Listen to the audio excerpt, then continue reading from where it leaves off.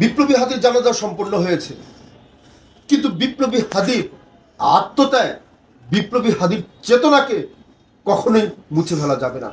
বিপ্লবী হাদি কথা বলেছে ভারতীয় আগ্রাসনের বিরুদ্ধে, বিপ্লবী হাদি কথা বলেছে এই বাংলাদেশটাকে ইনসাফের বাংলাদেশ প্রতিষ্ঠার লক্ষ্যে। অতএব বিপ্লবী হাদির এই চেতনাকে, এই অদম্য ইচ্ছা শক্তিকে, বিপ্লবী হাদির এই বিপ্লবটাকে আমাদেরকে জাগ্রত রাখতে হবে।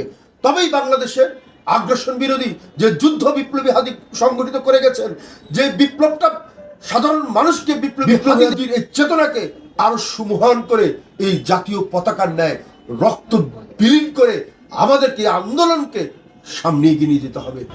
যতদিন পর্যন্ত ভারতীয় সংস্কৃতি বাংলাদেশে বিদ্যমান থাকবে, ভারতের আগ্রাসন বিদ্যমান থাকবে, আমলারা বিদ্যমান থাকবে, ততদিন পর্যন্ত এই সোনার বাংলাকে ভারত আধিপত্য মুক্ত করা যাবে না।